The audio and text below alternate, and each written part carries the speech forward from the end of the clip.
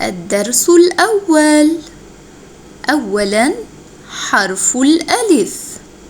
حرف الألف ألف. وحرف الألف يا صغاري من عائلة حروف الماد، ويخرج حرف الألف من الجوف، وهو دائما ما يأتي ساكن، ولا يأتي أبدا بأول الكلمة، فهو إما يأتي في وسط الكلمة أو آخرها. والألف المادية مثل كلمة سماء. كلمة سماء. والآن يا صغيري، ما رأيك أن نلعب لعبة حقا ممتعة؟ فأنا سأقرأ الآية وأنت استمع جيدا وقل لي هل بها مد بالألف أم لا؟ هيا بنا. بسم الله الرحمن الرحيم. والسماء والطارق.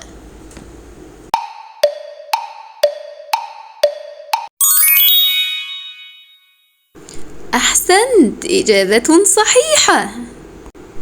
فكلمة السماء وكلمة الطارق بهما مد بالألف. أحسنتم يا صغاري، أنتم حقا أذكياء.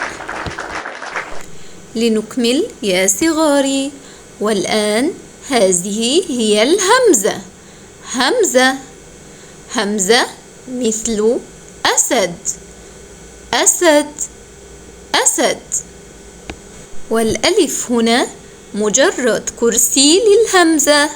نعم، فللهمزة 5 كراسي. كم كرسي؟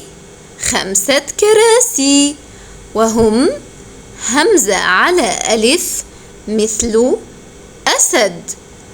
أسد. همزة على الواو مثل مؤلف. مؤلف.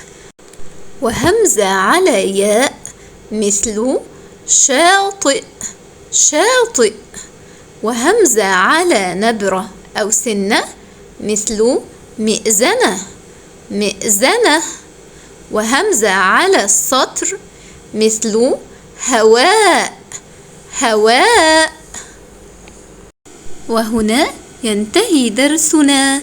أستودعكم الله الذي لا تضيع عنده الودائع. إلى اللقاء.